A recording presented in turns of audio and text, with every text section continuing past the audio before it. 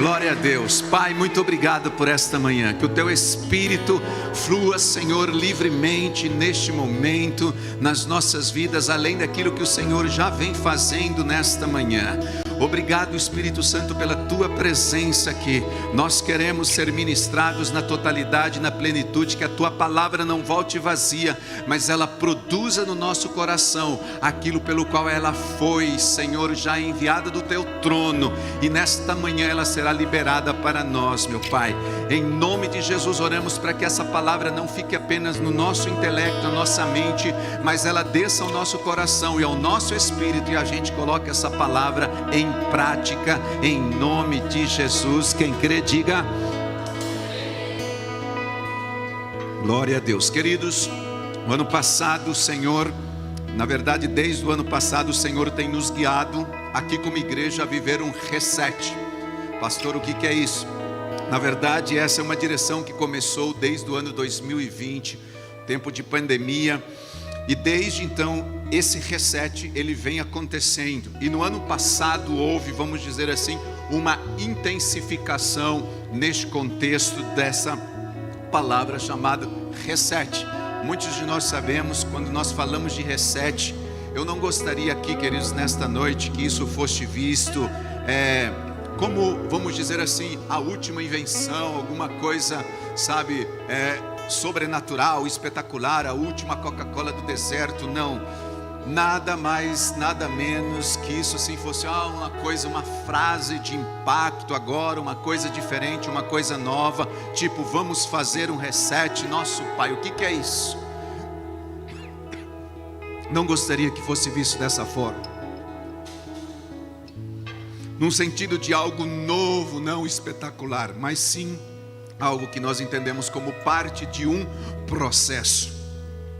E ele não nasceu solto, esse contexto, essa palavra, aleatoriamente. É uma sequência de fatos que ao longo desses últimos anos, algo que se intensificou com as palavras proféticas, inclusive, que nós recebemos o ano passado como igreja. Principalmente, queridos, nos decretos que nós vivemos o ano passado, em 2022, porque além do decreto da unção da multiplicação, além de nós termos vivido o ano da fé, tudo tem baseado também como base, fundamentado no decreto que nós vivemos no ano passado, que foi algo novo está vindo à luz. Não vos lembreis das coisas passadas, nem considereis as antigas. Ouvi com atenção, estou prestes a fazer algo novo, algo que surge, e não estáis cientes disso. Colocarei uma estrada no deserto, rios no ermo. Nós vivemos essa palavra numa intensidade o ano passado, e quando nós falamos de reset, numa linguagem aí de computação, reset na verdade significa reiniciar, significa fazer um reboot, ou um reinício. E nós queremos trazer isso, queridos, como uma coisa de uma redefinição, ou até mesmo um resclarecimento daquilo que nós como igreja, no contexto da nossa visão como igreja, podemos viver. E nós queremos estabelecer, construir, edificar, fundamentar uma cultura baseado neste reset.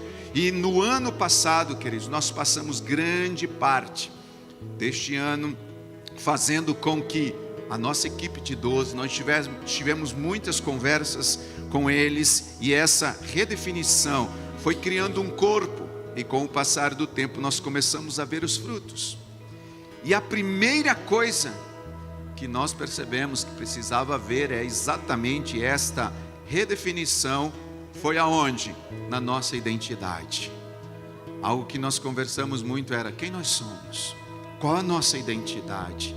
E você se lembra daquele culto em que nós ministramos aqui sobre a Insegec, São José dos Campos, que nós falamos sobre uma família de aliança. Não sei se vocês se recordam, onde nós trouxemos a explicação desses elementos que estão aqui atrás.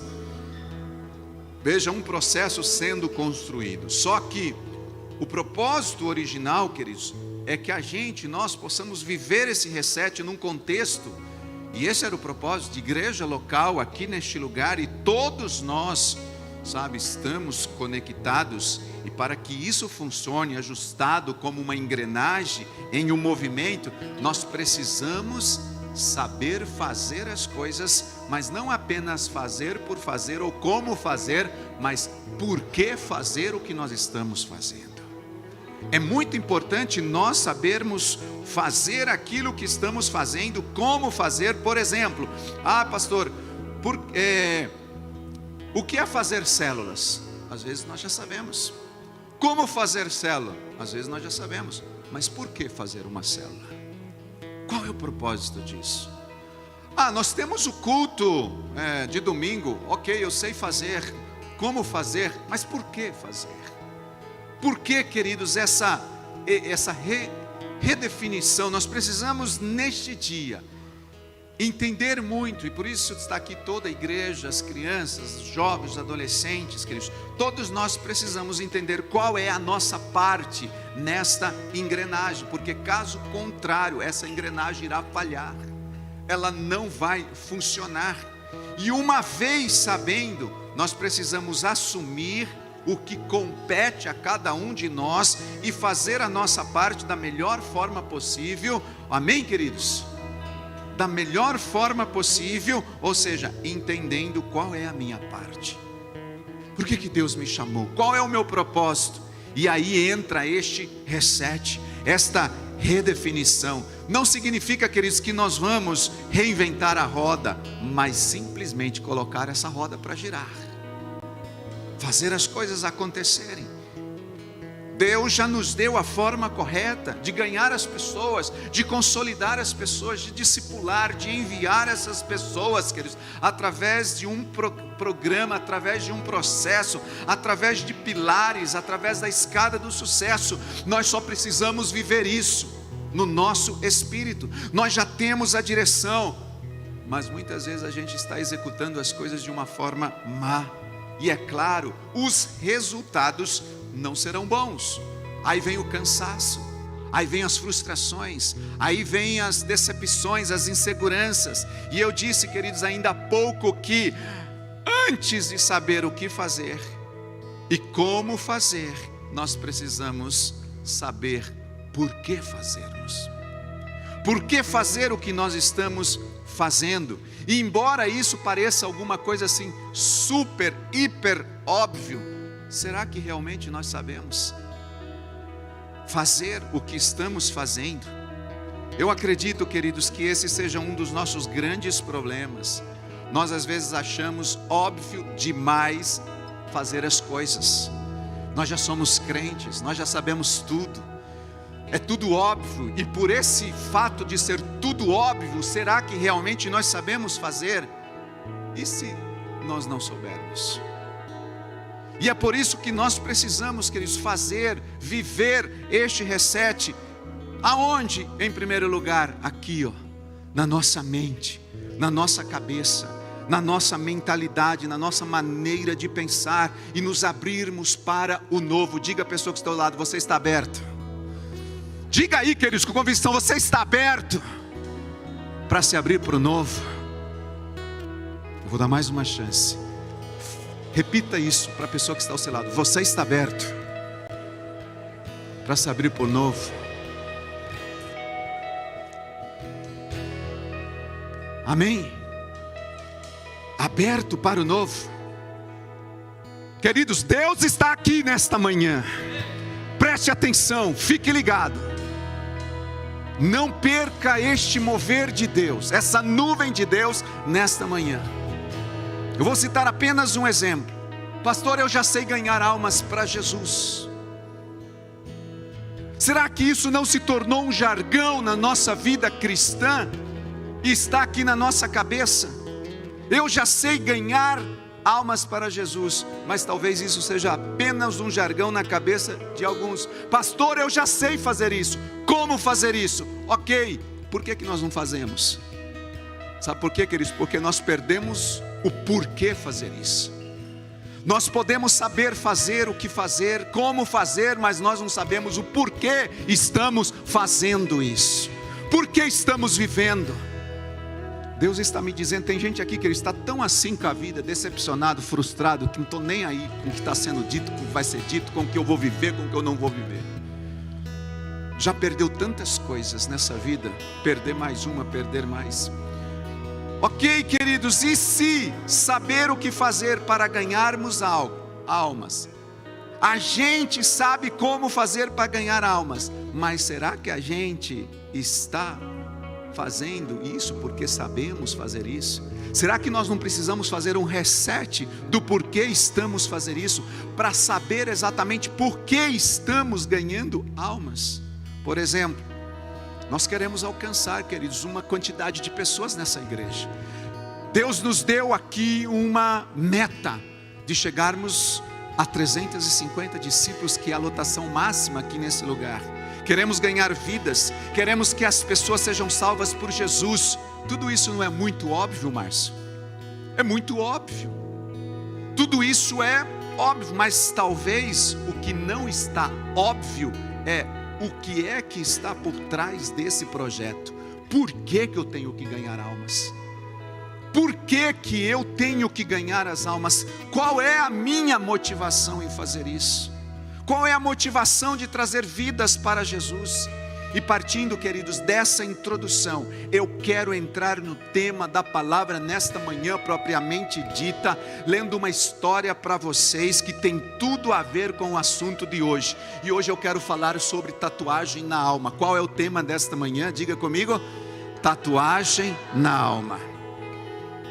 Havia dois meninos que gostavam de passear, de ir na casa final de semana da vovó.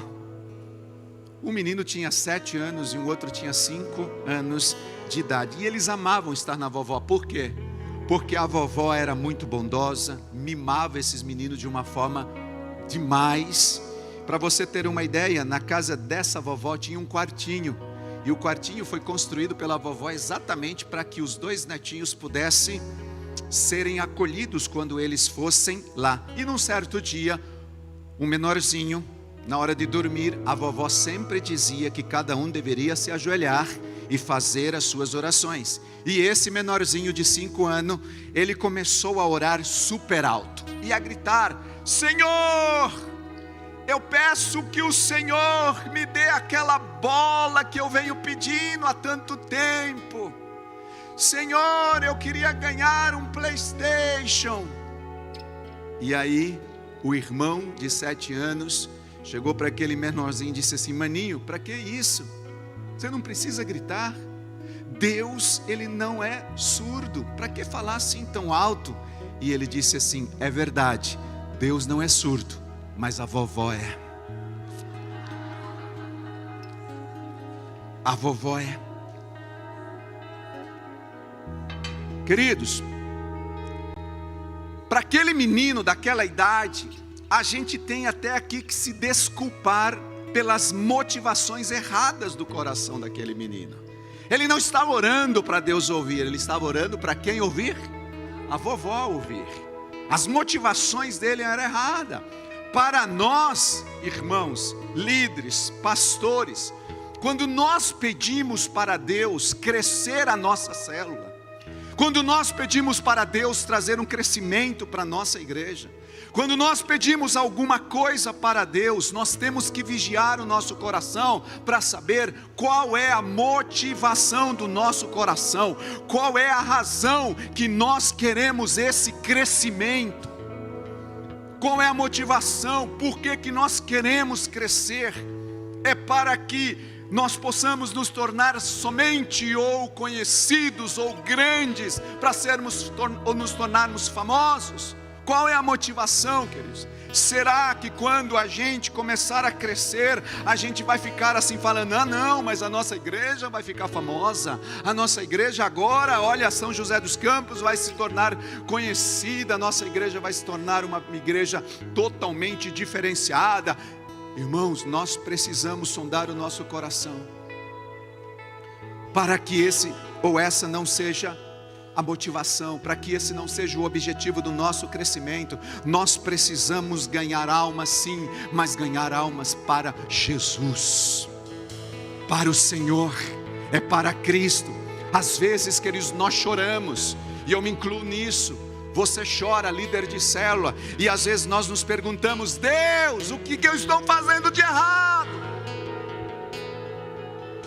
Por que a nossa célula não cresce? Por que a igreja não cresce?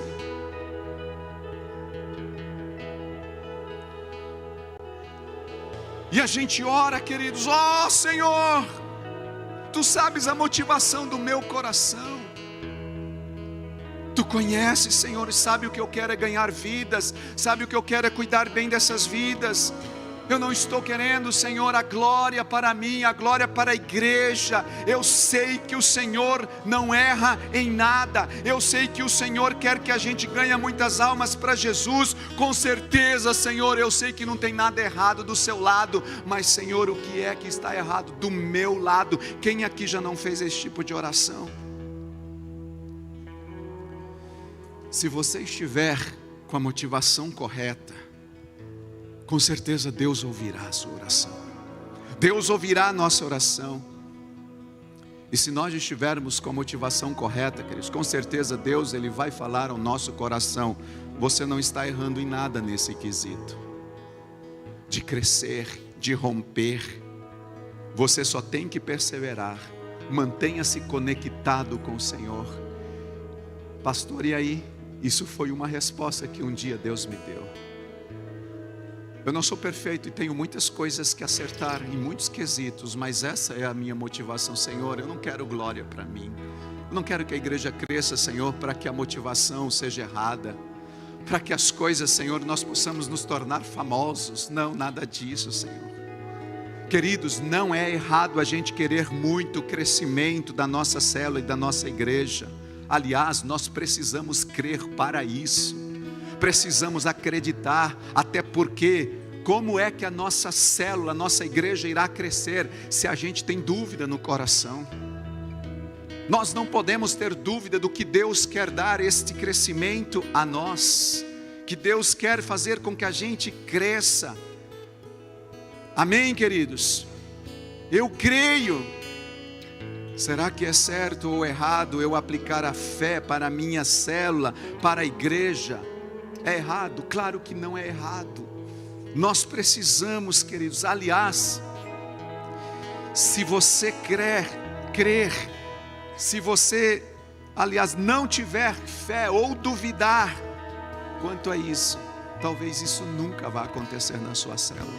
Se a gente não acreditar que Deus pode fazer, nós precisamos, queridos, ter convicção na palavra de Deus, que pelo Espírito de Deus, Ele quer sim que a nossa célula cresça, que a nossa igreja cresça, não para a nossa, para a sua glória, mas para a glória dEle.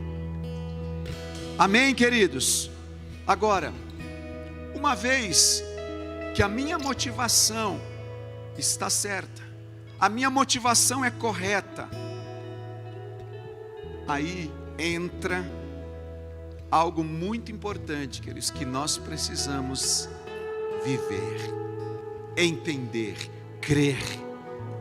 Aí eu creio que nós devemos fazer 3 coisas muito importantes. Então vamos recapitular.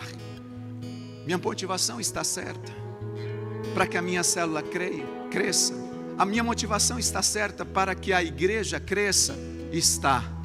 3 coisas precisam acontecer. Primeiro, em oração. Diga: em oração. Receba uma palavra de Deus.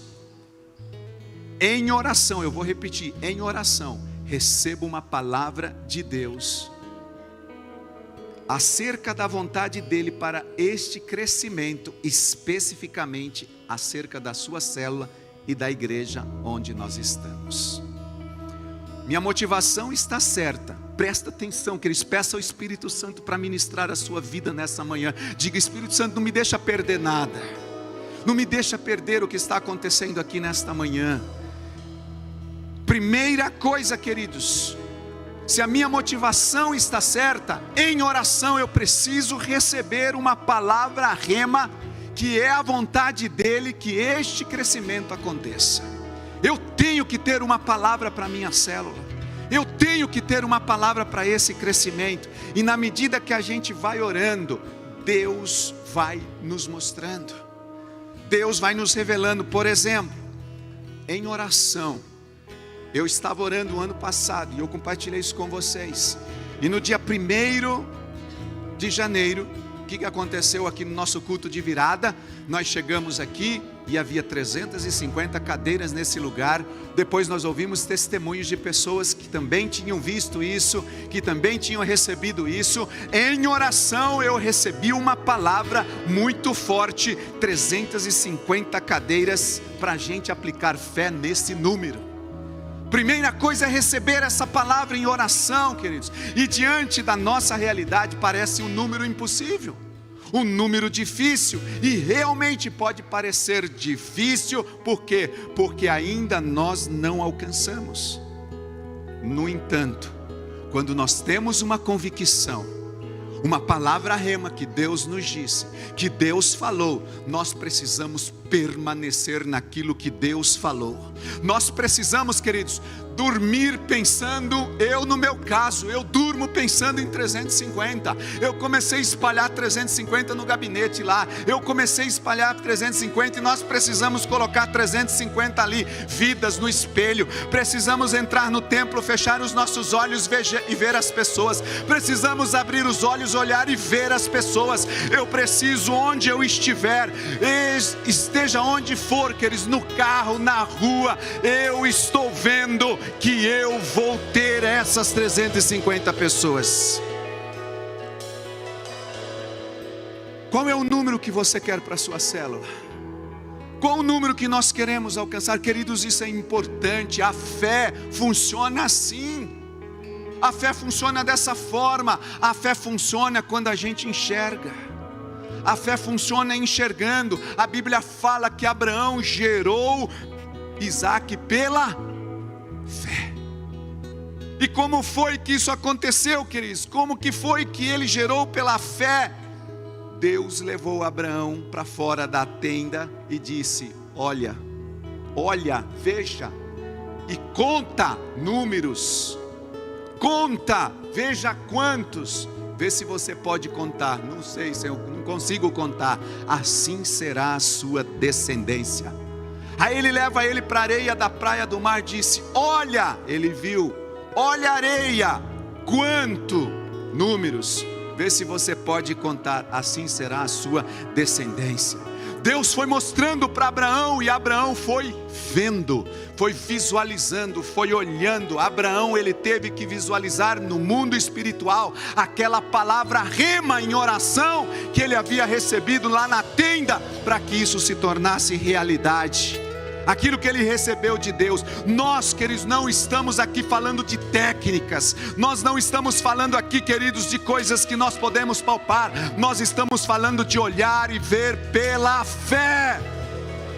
É crer naquilo que Deus está nos mostrando. É uma fé bíblica. Fé que funciona quando você enxerga no mundo espiritual. Fé que funciona quando você vê antes mesmo de você visualizar com os olhos físicos. Como dizia o pastor Chu, pastor da maior igreja do mundo que hoje já está no céu: sonhos e visões é a linguagem do Espírito. Sonhos e visões é a linguagem do Espírito Santo.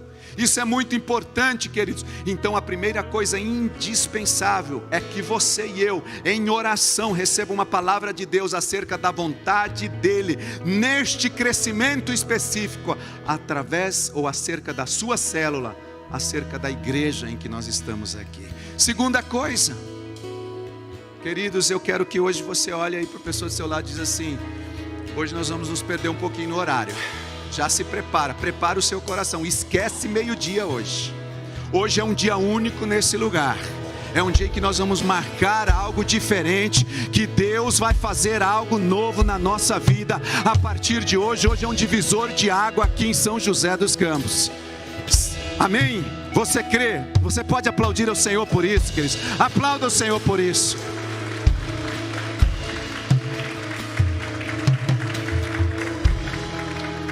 Segunda coisa, preste muita atenção. Para você crescer por fora, para nossa igreja, para nossa célula crescer por fora, em quantidade e qualidade, primeiramente ela tem que crescer por dentro. Esta é a segunda coisa. Mas por dentro de quê, pastor? Por dentro de você, por dentro de nós. É dentro de você que a fé aumenta. É dentro de você que acontece o milagre. Não acontece nada fora se antes não acontecer aqui dentro. Porque aqui muitas vezes nós não alcançamos e conquistamos as coisas, porque nós não nos vemos capazes de conquistar aquilo que Deus está colocando nas nossas mãos. Escute bem, se você tem 10 discípulos nas suas células, e você quer chegar aos 20, primeiramente você tem que arrumar espaço aqui dentro para alcançar esses 20, porque se não houver esse espaço aqui dentro, primeiro os 20 não vão chegar depois. Tem que crescer aqui dentro. Se na igreja nós temos 100 discípulos e queremos chegar aos 350, primeiramente nós temos que arrumar espaço no nosso interior para que essas pessoas cheguem aqui, queridos. Nós temos que ver isso, nós temos que receber isso. Se a gente não crescer por dentro, nós não conseguiremos crescer por fora. E se porventura a gente até chegar a crescer por fora, sem antes crescer por dentro, pode ter certeza que esse crescimento será passageiro, porque com o passar do tempo é como um fogo de palha, pode até crescer, mas a quantidade vai cair novamente para aquele número que está dentro de você. Pode crescer, mas volta. Por quê? Porque para crescer por fora, você primeiramente tem que crescer por dentro. Em outras palavras, esticar os nossos limites. Hoje é um dia de esticar os nossos limites interiores. Amém? Agora, todas as vezes que você vai esticar esses limites interiores, dói. Dói. Quem aqui já ouviu falar da dor do crescimento? Sem sofrimento não há crescimento. Sem sofrimento, sem pagar um preço, sem oração, sem jejum, sem estar na presença do Senhor, não há crescimento. A célula, queridos, é um reflexo do líder. Se o líder não cresceu por dentro, a célula não cresce por fora. E eu me coloco neste lugar. A igreja é um reflexo do pastor. Se a igreja não cresceu ainda por fora, é porque ainda não cresceu por dentro. E Deus está nos dizendo que nós precisamos nesta manhã, queridos, crescer por dentro.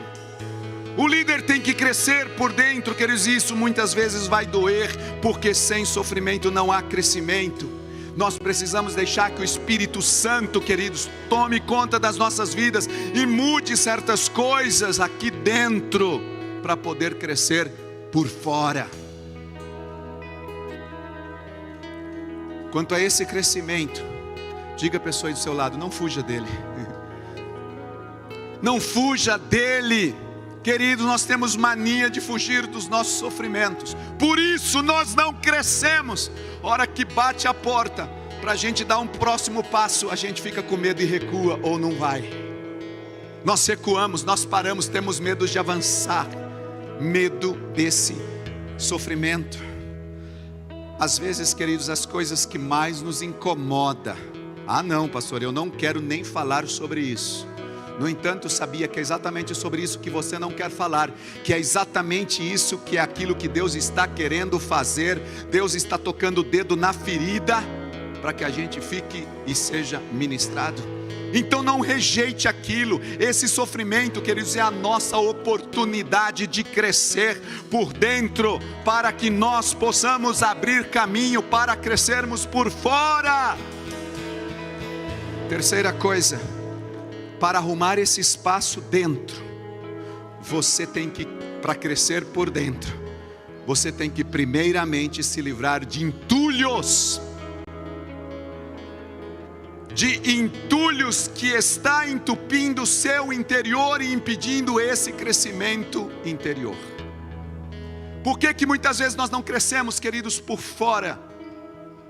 Porque nós não crescemos por dentro. Por que não crescemos por dentro? Porque tem entulhos aqui dentro, entupindo o nosso interior, impedindo nossa lógica, nossas desconfianças, nossas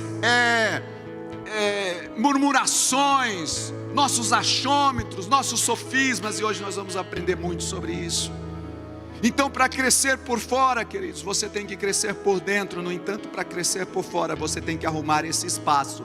E para arrumar esse espaço, você terá que se livrar do entulho que está impedindo esse crescimento. Pastor, que entulho é esse? Que tipo de entulho é esse? Queridos, esse entulho são as crenças que o maligno muitas vezes colocou dentro de você. Crenças, e nós vamos dar nome a essas crenças nesta manhã, de tatuagens interiores, tatuagens ministeriais, tatuagens na alma. São essas crenças, queridos, que foram colocando dentro de nós esses entulhos que nós chamamos de tatuagem na alma, que foram marcando as nossas vidas. Na verdade, o foco desta manhã, queridos, é aprendermos não o que é uma tatuagem na alma, embora vamos fazer isso, mas como se livrar dessas tatuagens na alma. Como se livrar dessas coisas para que a gente tenha espaço no nosso interior para crescer.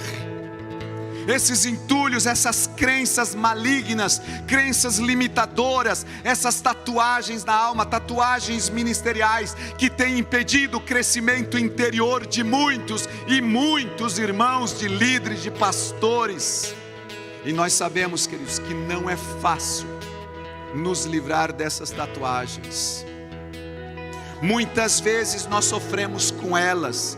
No entanto, mesmo que seja debaixo de sofrimento, nós precisamos nos livrar dessas tatuagens ministeriais do passado. Nós precisamos nos livrar dessas tatuagens, queridos, interiores, tatuagens na alma que estão impedindo o nosso crescimento por dentro, para que a gente cresça por fora. Porque só depois de nós crescermos por dentro é que nós vamos crescer por fora. Agora, preste atenção. Eu quero falar um pouquinho sobre essa tatuagem, mas eu não quero aqui focar sobre a tatuagem do corpo.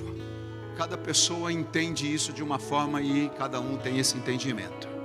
Agora, a tatuagem do corpo, queridos, a tatuagem que as pessoas fazem no exterior, reflete no interior, não a tatuagem em si, mas o que eu quero trazer nesta manhã. Existe algo muito, muito interessante sobre essas tatuagens. Você sabia que você sabe qual que é a capital das tatuagens? Alguém aqui já se interessou em saber qual é a capital das tatuagens no mundo todo? Hong Kong. Em Hong Kong está a capital das tatuagens. Presta atenção, em uma entrevista, o entrevistador ele foi até Hong Kong, em uma das lojas mais famosas ali, ele entrevistou um dos artistas mais famosos de tatuagem e lhe perguntaram o seguinte: qual é a tatuagem mais usada no corpo das pessoas? Sabe qual foi a resposta dele? A tatuagem mais usada no corpo das pessoas nessa capital das tatuagens é Born Loser. Sabe o que significa Born Loser? Nasci perdedor, nascido perdedor. Born to fail. Born to fail, que significa nascido para falhar, nascido para o fracasso. Na capital das tatuagens, em Hong Kong, a tatuagem mais usada no corpo das pessoas é Born Loser, nascido perdedor. Isso mesmo, queridos. Essa é a tatuagem mais popular na capital das tatuagens. Presta atenção.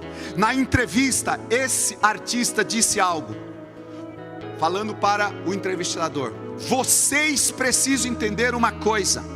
Antes que uma tatuagem é colocada no corpo de alguém, essa tatuagem já foi colocada na mente dessa pessoa. no coração dessa pessoa, no interior desta pessoa.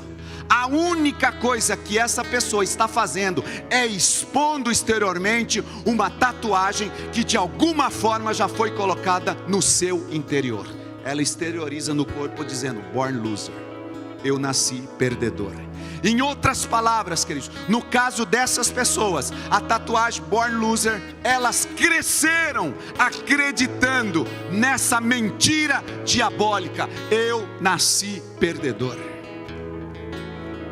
eu não tenho sucesso, eu não vou crescer, minha célula não cresce. Às vezes nós tivemos uma célula rompente, nós avançamos e de repente veio uma tatuagem do inferno, que nós vamos descobrir como que elas são feitas, e de repente a gente não avança mais e ficamos com isso dentro de nós: eu não vou conseguir crescer, eu não vou romper. Agora deixe-me falar um pouco sobre as estratégias do inimigo, queridos, para fazer uma tatuagem no interior das pessoas. Eu quero ler com vocês em Hebreus capítulo 5, versículo 13 e 14.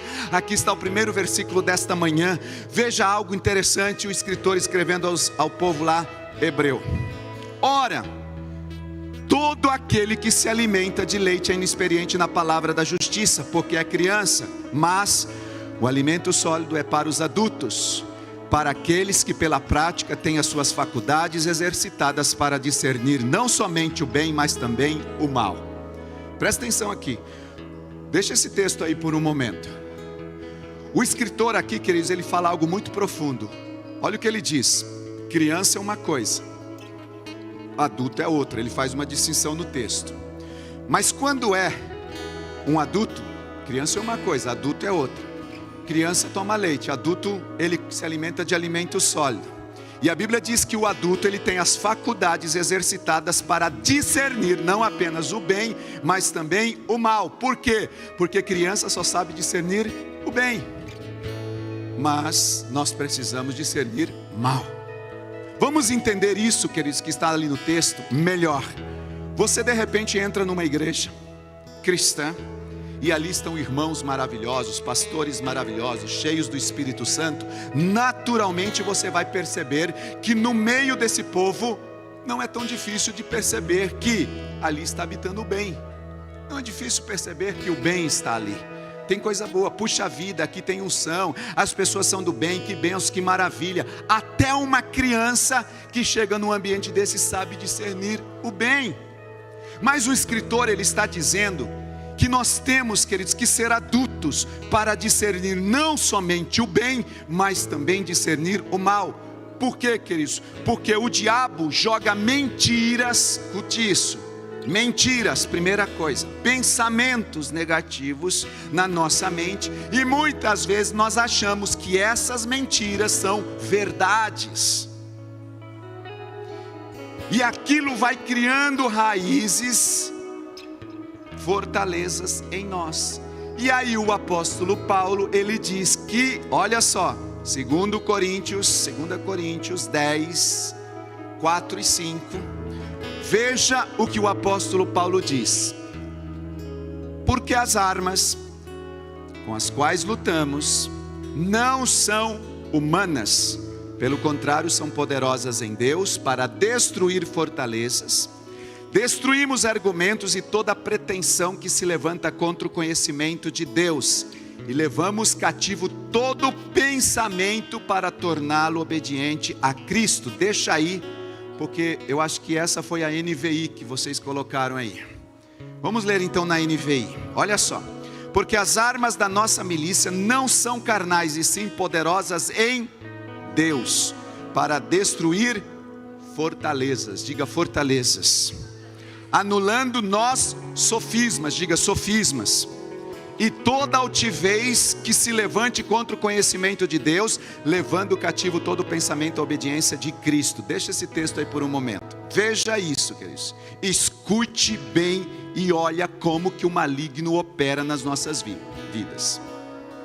A Bíblia fala que nós não devemos ser ignorantes acerca dos seus desígnios. Satanás ele é astuto. A Bíblia diz que nós não podemos ser ignorantes acerca das suas estratégias malignas, para podermos combater e não aceitar as mentiras dele. Irmãos, nós precisamos sair daqui nesta manhã não aceitando mais as mentiras. Tudo começa com a mentira. Nós vamos entender isso. Olha como ele opera. Ele pega um pensamento deturpado, que não é verdadeiro. Qual pensamento? Um tipo assim: eu acho que não é da vontade de Deus que a minha célula cresça. Outro pensamento: eu acho que não é da vontade que a minha igreja cresça. Outro pensamento: eu não tenho essas qualificações para ajudar as pessoas na minha igreja a crescer. Todos vocês são santos, perfeitos, maravilhosos, mas eu tenho um monte de problema de mim, eu não tenho solução. Vocês conseguem, eu não consigo. Ou talvez um assim: o povo aqui do bairro onde nós estamos é um povo muito fechado, povo rico, povo que não abre as portas para o evangelho, por isso que a igreja não cresce. Pensamentos como esse. Quando um pensamento diabólico, maligno, que não foi levado cativo à obediência a Cristo, somado a outros pensamentos que o maligno vai colocando dentro de nós, e assim ele vai pintando uma tatuagem lá dentro. Nós vamos entender como isso funciona. Quando alguns pensamentos mentirosos assim, ele cria o que a Bíblia chama de altivez. Mentiras, pensamentos deturpados, vários desses, ele cria uma coisa chamada altivez. Eu estou indo de trás para frente nesse versículo, para a gente entender esse texto. Veja que interessante. O que é uma altivez? A palavra altivez, queridos, no grego significa uma upsoma. Diga upsoma. É upsoma, upsoma mesmo. Upsoma quer dizer uma estrutura elevada, uma barreira de proteção, um reduto. Altivez é um upsoma. Upsoma significa uma barreira elevada, uma estrutura elevada, uma barreira de proteção, um reduto. Então, através de, olha só, várias mentiras, de vários pensamentos falsos, o maligno constrói uma altivez, uma upsoma, que é uma estrutura elevada, uma barreira, um reduto. Ele constrói dentro de nós. Ou seja, com isso o inimigo começa a construir o que, queridos?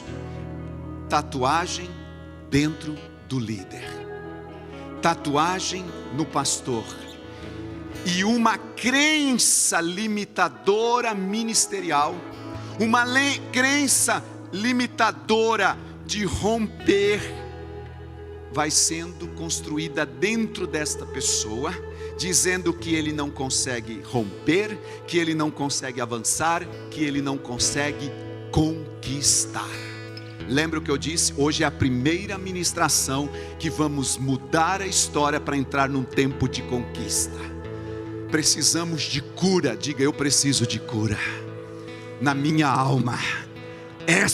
Este é o culto, queridos, de nós rompermos com essas questões. Ele vai construindo. Agora, se o líder, o pastor ou você, meu irmão, acreditar nisso, mentira, pensamento, altivez, que é um psoma, uma barreira, um reduto, se nós acreditarmos nisso, uma tatuagem é construída dentro de nós, um bloqueio, não conseguimos avançar. Uma mentira a seu respeito, naturalmente, quando isso acontece, você começará a proferir coisas tipo: realmente não tem jeito. Quando foi construída essa tatuagem, a pessoa já começa a proferir: realmente o povo aqui do bairro é muito duro, o coração deles não vai dar, nós não vamos alcançar o coração dessas pessoas. Quando isso foi construído, o líder começa a dizer assim: eu não nasci para liderar. Eu não nasci para pastorear, a minha célula não cresce mesmo, a minha igreja não cresce. Queridos, não podemos aceitar isso, isso é uma mentira do diabo. Tem jeito sim, o povo aqui do bairro não tem coração duro, coisa nenhuma. Eu nasci sim para ser um líder de sucesso, a minha célula vai crescer, a igreja vai crescer. Sim, nós temos um espírito diferente, dentro de nós habita o espírito de Josué e Caleb, um espírito de conquista dentro de mim e dentro de você. Pode aplaudir ao Senhor, queridos.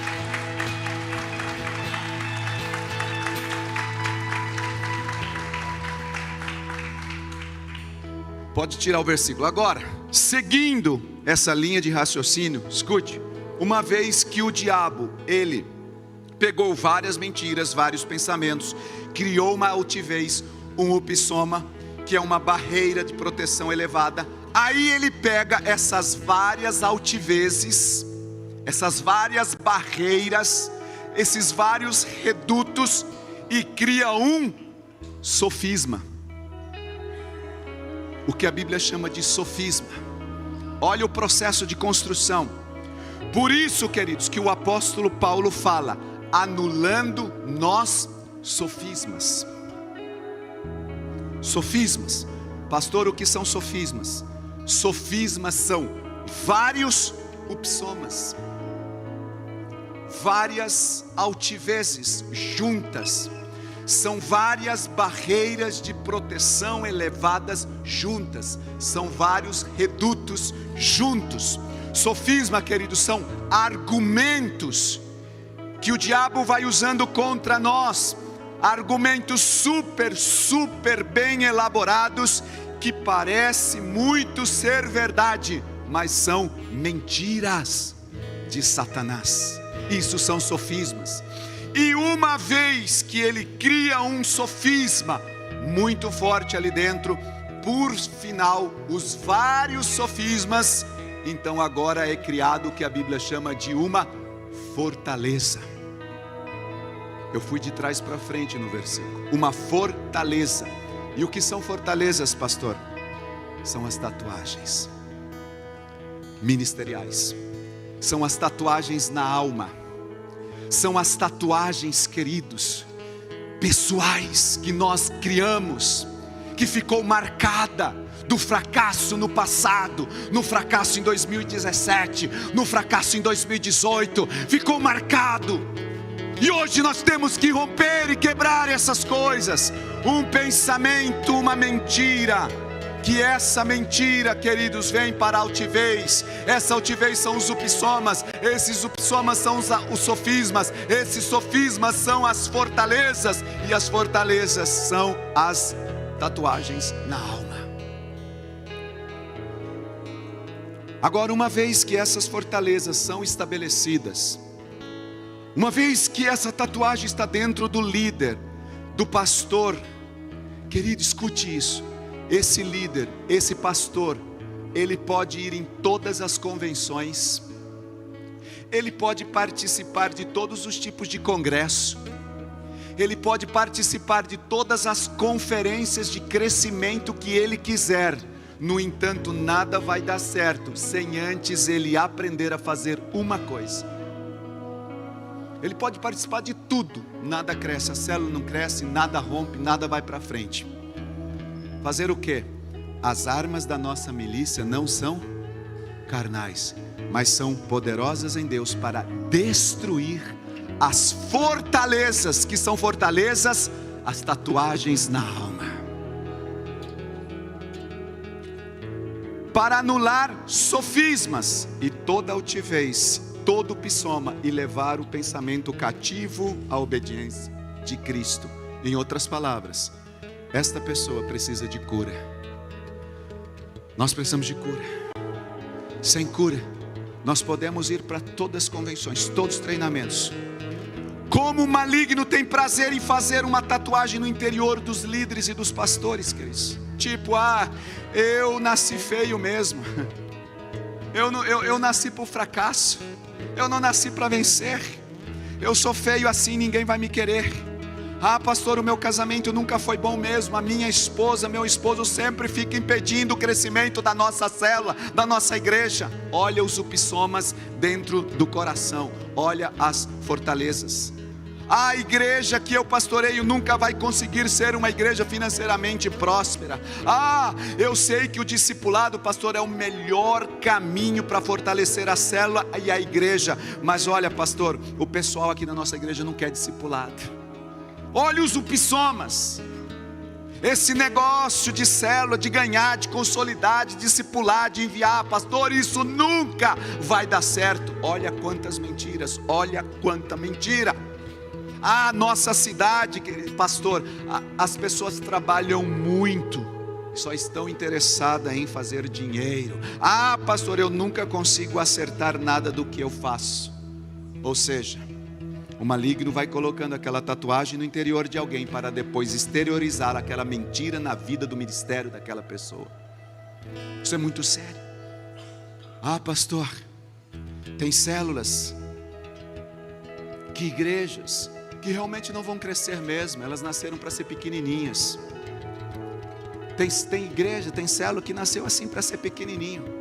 Querido, escute o que eu vou te dizer agora em nome de Jesus. Queridos, existem bilhões de pessoas morrendo e indo para o inferno. Nós temos na nossa cidade milhares de pessoas que ainda não conhecem Jesus Cristo como Senhor e Salvador. Nós não podemos nos dar o luxo de pensar pequeno.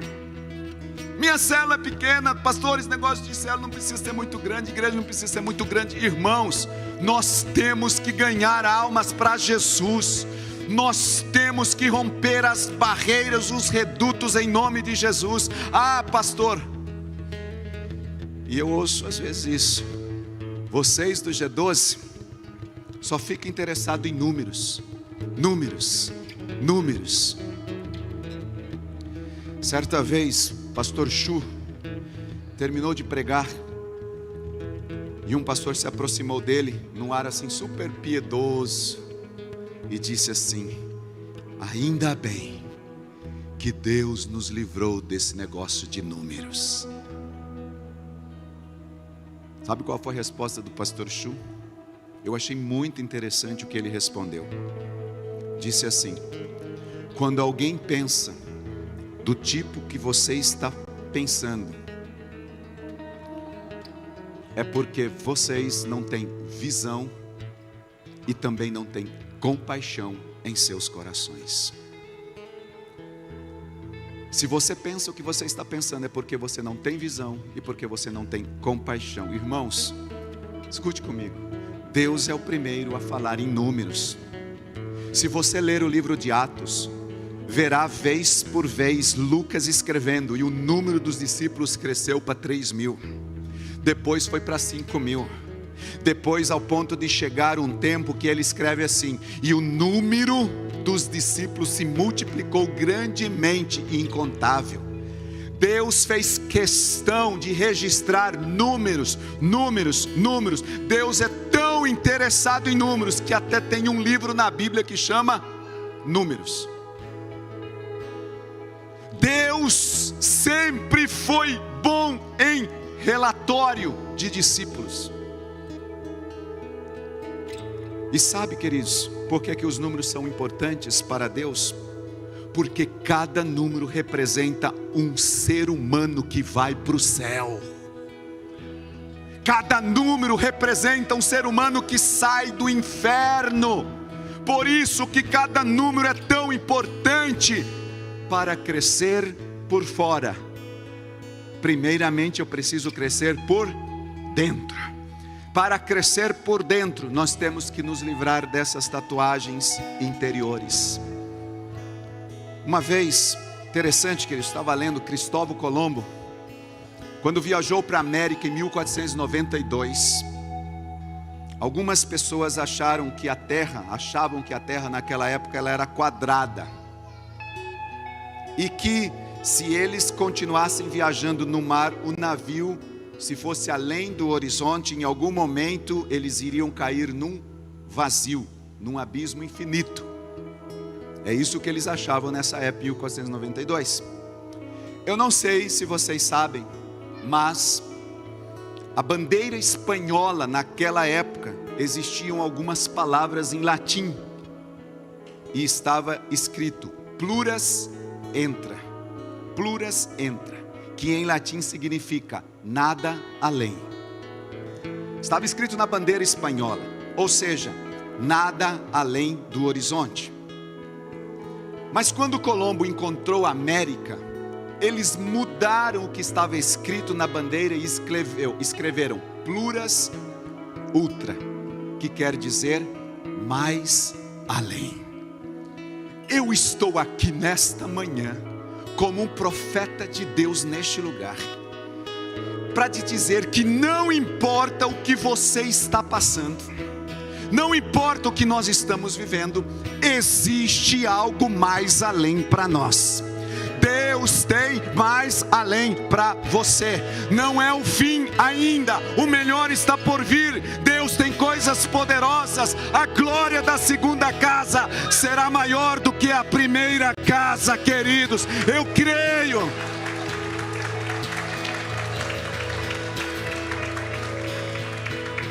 Eu estou aqui para estimular a tua fé, a destruir nesta manhã estas tatuagens, para que eu e você possamos em fé continuar conquistando vidas para Jesus, e mais vidas para Jesus, para estimular ainda mais a tua fé.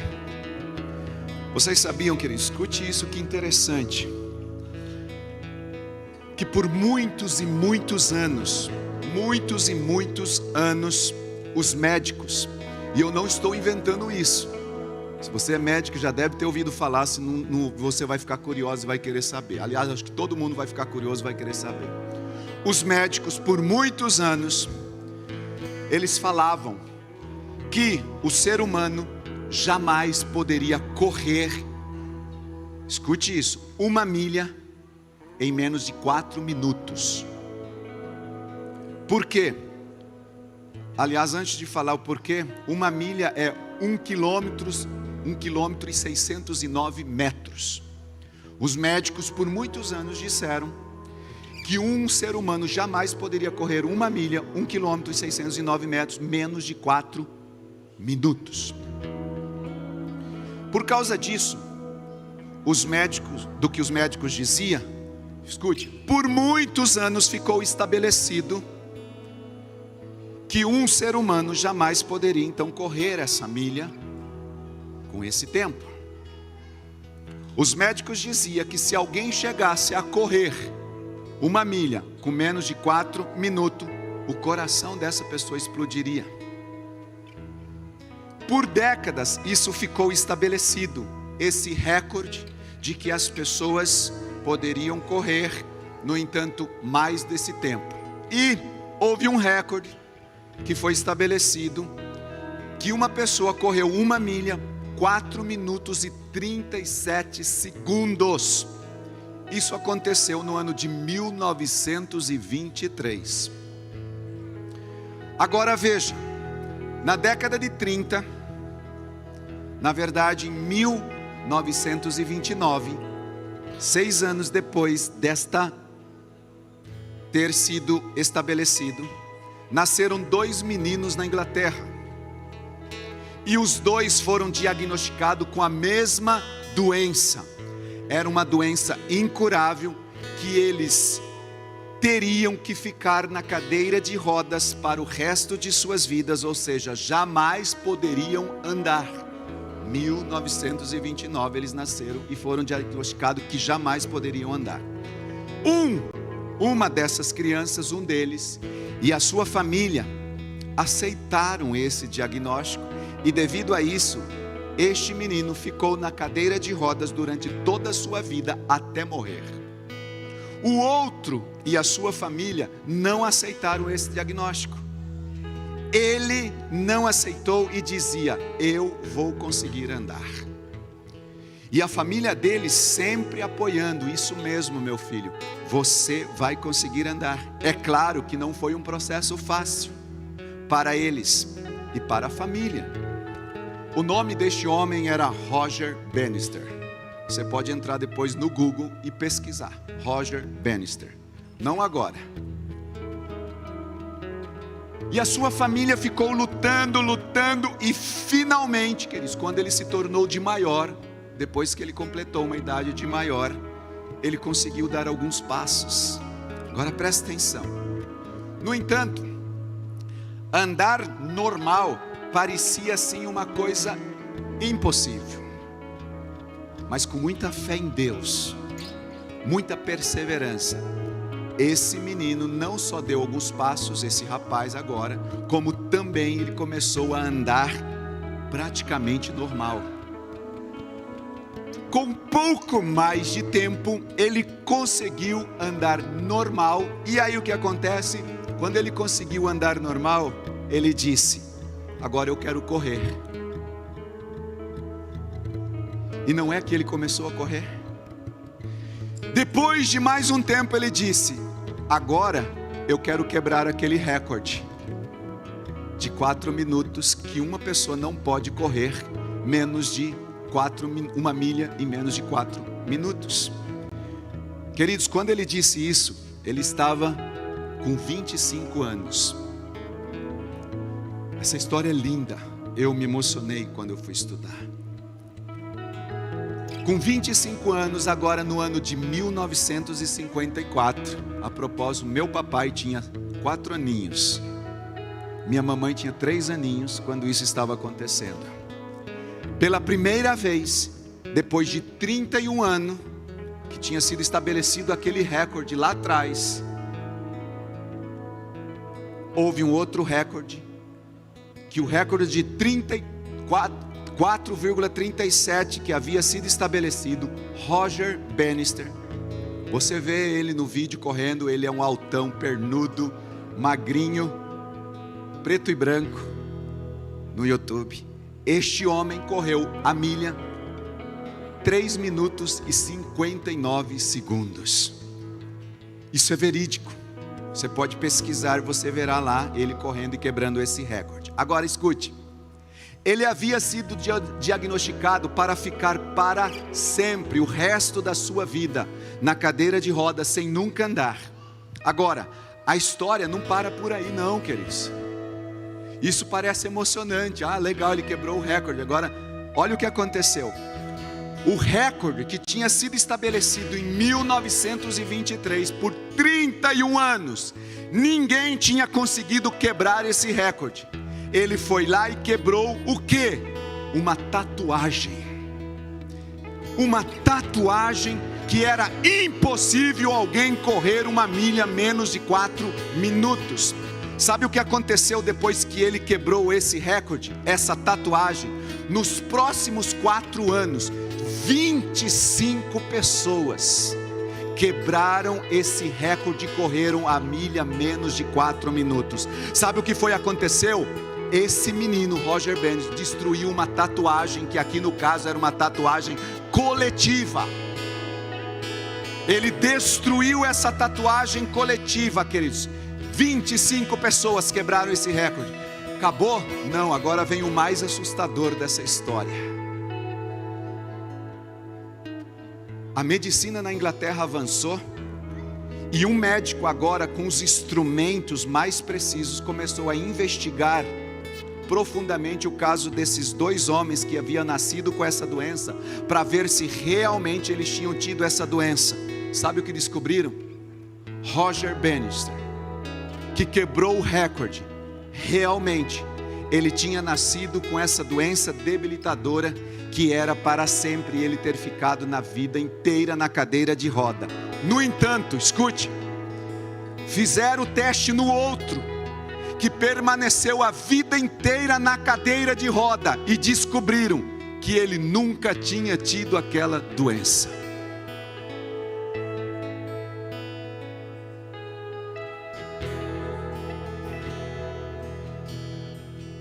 Sabe por que ele ficou na cadeira de roda a vida inteira? Porque ele acreditou numa mentira, pensamentos diabólicos, se tornou uma altivez.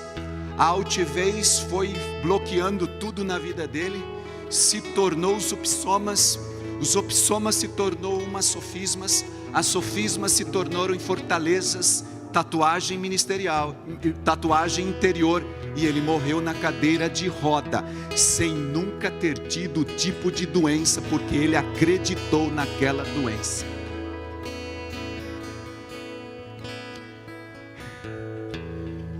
Estou quase terminando, irmãos. Estou muito empolgado. Gente, o maligno usa mentiras para debilitar a sua vida. Agora, para a gente concluir, eu pergunto, queridos: existem soluções? Será que tem solução, pastor, para destruir essas tatuagens interiores, essas tatuagens malignas, essas tatuagens ministeriais? É claro que sim, e o melhor está por vir agora, queridos. Eu não posso deixar isso para a semana que vem.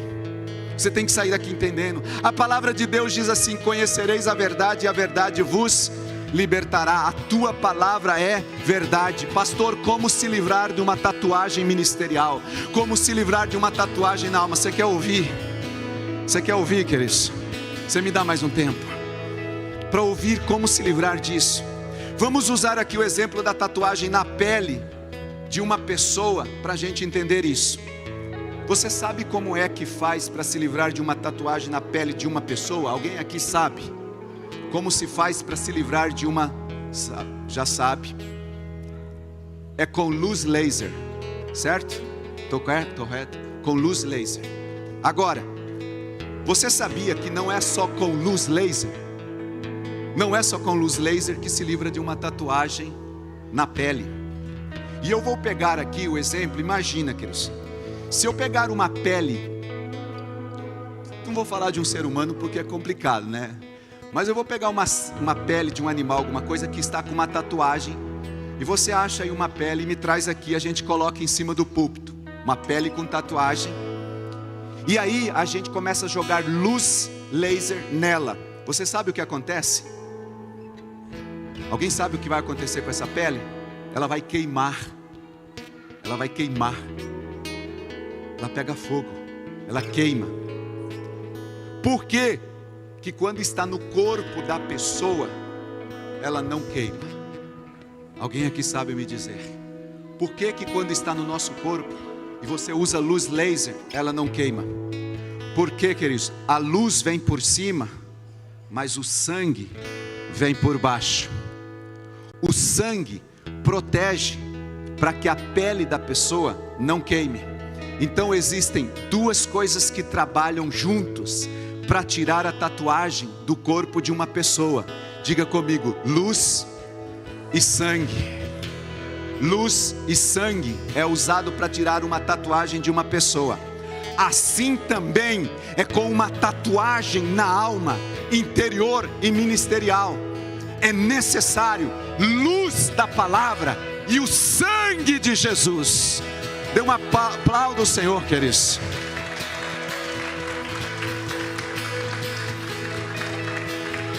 Esses são os elementos para remover as tatuagens interiores. Não tem outra coisa. Isso significa que nós temos que jogar muita luz, muita luz, muita luz da palavra no coração de uma pessoa que está com uma tatuagem ministerial. Lâmpada para os meus pés é a tua palavra, luz para os meus caminhos. Sabe como a gente faz, queridos? A gente fica jogando luz, a gente fica declarando luz. O que é declarar luz? Declarar versículos, declarar a palavra de Deus. Por exemplo, se nós queremos que as células cresçam, se nós queremos que a igreja cresça, nós temos que jogar luz da palavra nas nossas células, nós temos que jogar luz nas nossa igreja, luz como aquele texto que Jesus diz assim: eu vos escolhi a vós, para que vocês e vos designeis para que vocês vão e deis frutos e o vosso fruto permaneça. Esse tipo de versículo. Outro tipo de versículo que nós temos que declarar, querido, sobre o nosso crescimento, é aquele que está no livro de Isaías capítulo 54, versículo 2 até o 4. Pastor, o que está escrito é um dos nossos decretos. Aliás, queridos, a propósito, o apóstolo Paulo, esse texto de Isaías, se você pegar, você vai entender O apóstolo Paulo inspirado, escute isso, talvez você vá ouvir isso depois. O apóstolo Paulo inspirado pelo Espírito Santo, ele fala em Gálatas capítulo 4, que esse versículo de Isaías 54, ele é aplicado para a igreja hoje. Isso significa que nós podemos pegar esse texto específico de Isaías 54 e aplicar sobre as nossas vidas agora. O que ele diz? Queridos, é isso que nós temos que fazer, é pegar a palavra e aplicar luz, luz, luz. A minha empresa não vai, começa a aplicar luz, luz, luz, palavra, palavra, palavra. A minha célula não cresce, começa a aplicar luz, minha célula vai crescer, eu vou prosperar. Deus me chamou para fazer discípulo, eu sou um pai de multidões, eu sou descendência de Abraão, Abraão vai crescer e eu vou crescer. Minha descendência será como as estrelas do céu, como a areia da praia do mar. E a gente começa a lançar luz, lançar luz. Alarga o espaço da tua tenda, vamos ler junto. Estenda-se o todo da tua habitação, não impeças, alonga as tuas cordas e firma bem as tuas estacas, porque transbordará para a direita e para a esquerda, a tua posteridade possuirá as nações e farás que se povoem as cidades assoladas. Não temas, porque não serás envergonhado, não te envergonhes, porque não sofrerás humilhação. Amém. Luz, luz, luz. Nós precisamos, queridos, confessar, declarar, visualizar, perseverar. A fé é a certeza das coisas que nós não vemos, mas nós cremos. E nós, queridos, não andamos pelo que nós vemos, não andamos pelo que nós ouvimos, pelo que nós sentimos, nós andamos pelo que nós cremos. Nós precisamos viver nesse princípio da fé, da palavra. Você não pode estar, queridos, andando por aquilo que você está vendo. Você não pode viver dessa forma.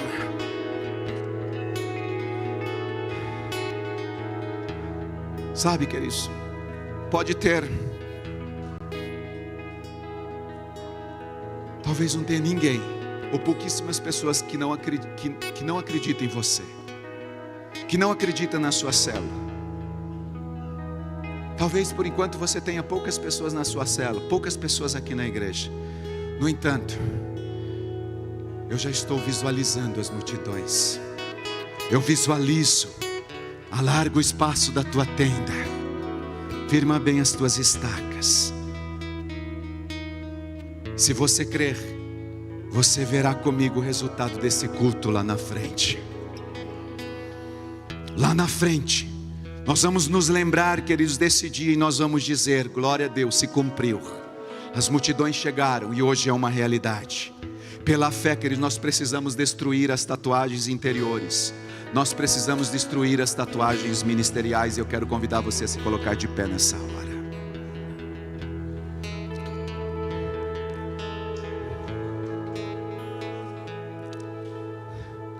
Precisamos entrar no novo nível de fé nessa manhã.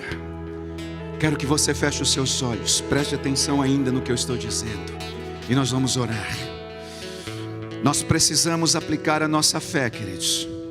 Precisamos deixar que a nossa fé esteja conectada ao trono, para vermos um milagre materializado. Nós temos que estar cheio da palavra. A palavra é o que vai fazer com que a gente mantenha essa fé ligada na tomada. Infelizmente hoje nós temos muita gente que está cheio de tantas redes sociais, cheio de tanta televisão, cheio de tanta Netflix, cheio de tanta política, e não da palavra. A luz não tem sido lançada, o sangue não tem sido aplicado. Se a gente estiver mais cheio dessas coisas do que da palavra, infelizmente não vai dar certo. E nessa hora, queridos, nós precisamos perseverar em oração. E eu quero convidar você a orar, e começar a orar e auto-ministrar sobre a sua vida. Coloque a mão no seu coração, na sua cabeça, na sua mente, e você vai dizer: em nome de Jesus Cristo, eu quero quebrar todas as tatuagens ministeriais que foram construídas na minha vida, todas as tatuagens pessoais, todas as tatuagens na minha alma que foram construídas. Pai, nós não vivemos, Senhor, por aquilo que nós vemos, sentimos, mas vivemos pela fé. Nós estamos aqui nesta manhã, Senhor, aplicando essa fé, Senhor, em nome de Jesus Cristo. Hoje é dia, Senhor, do Senhor enxugar as nossas lágrimas. Mesmo, Senhor, que a gente não esteja vendo o crescimento das nossas células, mesmo que a gente não esteja vendo, Senhor, um gato pingado lá na nossa célula, na igreja, nós nesta manhã, Senhor, declaramos cancelado, destruído, Pai, toda mentira, todo pensamento negativo, Senhor, tudo aquilo que foi sendo construído nas nossas vidas, toda altivez, todo psoma, todo sofisma, toda fortaleza, toda tatuagem na alma que foi sendo construído dentro de nós, seja, Senhor, pessoal, seja ministerial, nesta manhã, Senhor, nós declaramos no Teu nome. Nós chegaremos o tempo, Senhor, em que nós visualizaremos com os nossos olhos físicos aquilo que o Senhor está nos dando através dos olhos espirituais. Não importa, Senhor, se nós ainda não estamos vendo as multidões com os olhos físicos, o que importa, Senhor, é que nós não deixaremos de acreditar, de crer, permanecemos firmes, Senhor, crendo, visualizando. Eu creio, vai destruindo, vai declarando sobre a sua vida. Eu cancelo toda a esterilidade ministerial, eu destruo toda a esterilidade ministerial, eu cancelo toda tatuagem na alma que foi construída. Eu declaro pela palavra de Deus que eu sou vencedor em Cristo Jesus. Eu declaro que eu sou um pai de multidões, que a nossa igreja vai crescer, a nossa igreja vai prosperar, a nossa igreja vai avançar. Destruímos nessa hora, Senhor, todo raciocínio, todo pensamento negativo, todo não posso, tudo não dá certo, tudo que eu não consigo, hoje é cancelado, hoje é destruído. Pai, nós estamos aqui para viver o novo de Deus a partir de hoje. Eu sou livre, eu sou livre, eu sou livre, eu sou livre, eu sou livre para viver a plenitude de Deus. Sou livre, sou livre, sou livre, sou livre, sou livre, sou livre.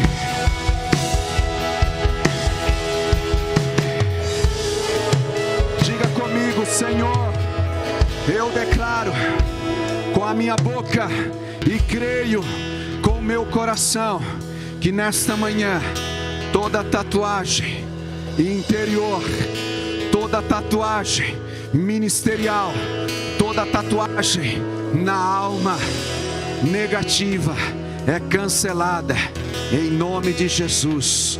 Amém e amém. Aplauda o Senhor em nome de Jesus.